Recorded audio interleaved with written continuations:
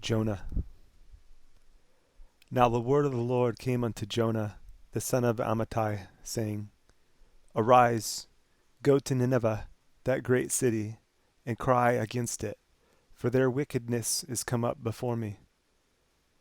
But Jonah rose up to flee unto Tarshish from the presence of the Lord, and went down to Joppa.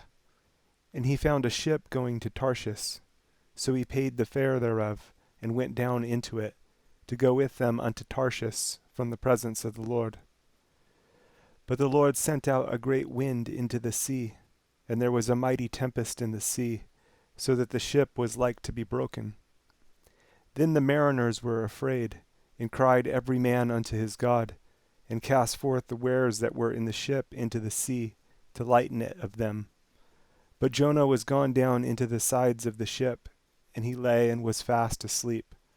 So the shipmaster came to him and said unto him, What mean you, O sleeper?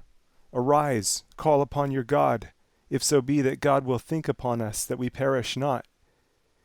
And they said every one to his fellow, Come, and let us cast lots, that we may know for whose cause this evil is upon us.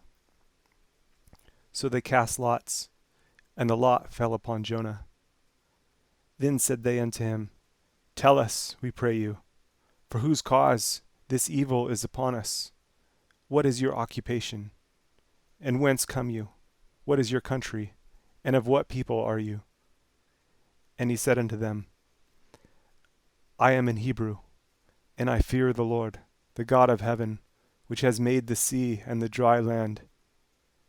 Then were the men exceedingly afraid, and said unto him, Why have you done this? For the men knew that he fled from the presence of the Lord, because he had told them.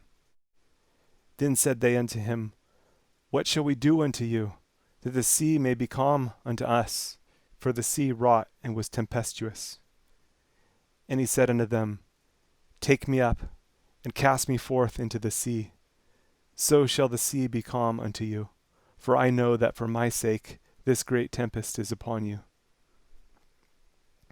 Nevertheless the men rowed hard to bring it to the land, but they could not, for the sea wrought and was tempestuous against them. Wherefore they cried unto the Lord, and said, We beseech you, O Lord, we beseech you, let us not perish for this man's life, and lay not upon us innocent blood.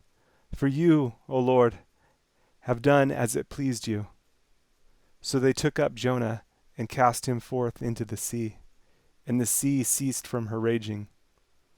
Then the men feared the Lord exceedingly, and offered a sacrifice unto the Lord, and made vows. Now the Lord had prepared a great fish to swallow up Jonah. And Jonah was in the belly of the fish 3 days and 3 nights. Then Jonah prayed unto the Lord his God out of the fish's belly, and said, I cried by reason of mine affliction unto the Lord, and he heard me.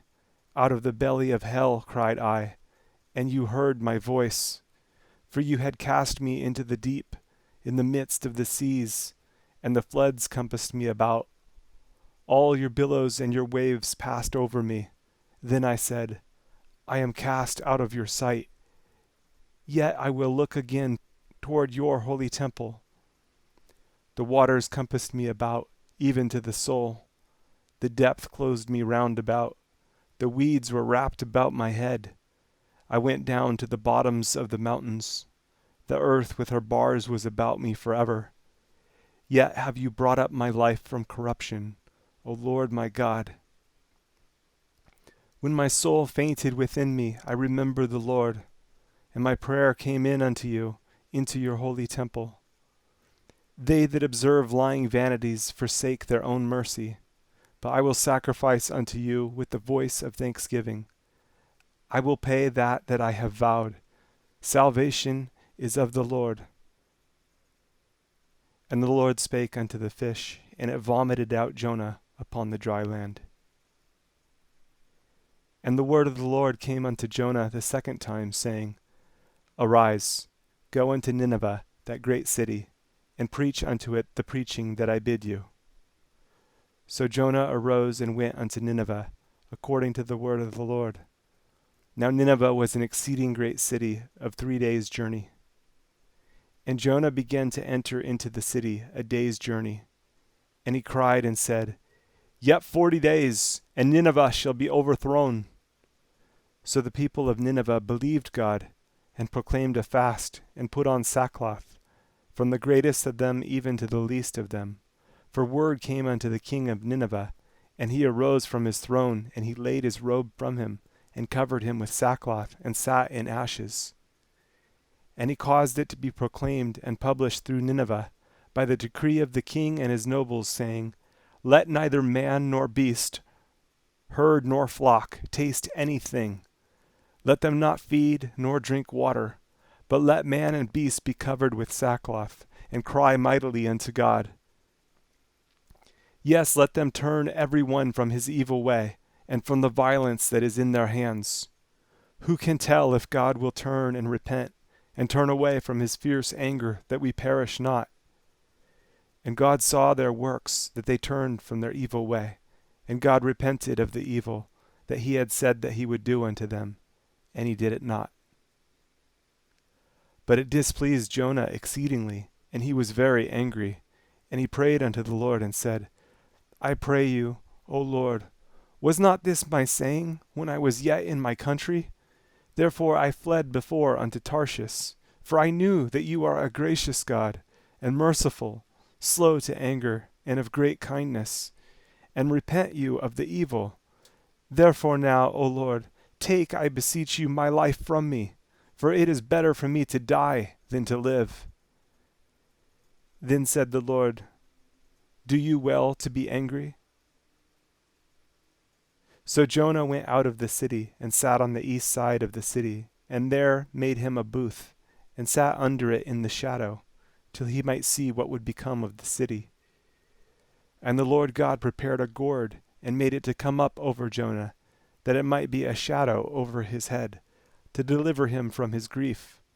So Jonah was exceeding glad of the gourd. But God prepared a worm when the morning rose the next day, and it smote the gourd that it withered. And it came to pass when the sun did arise, that God prepared a vehement east wind, and the sun beat upon the head of Jonah, that he fainted, and wished in himself to die, and said, It is better for me to die than to live. And God said to Jonah, Do you well to be angry for the gourd? And he said, I do well to be angry, even unto death. Then said the Lord, You have had pity on the gourd, for the which you have not labored, neither made it grow, which came up in a night, and perished in a night. And should not I spare Nineveh, that great city, wherein are more than 60,000 persons, that cannot discern between their right hand and their left hand, and also much cattle?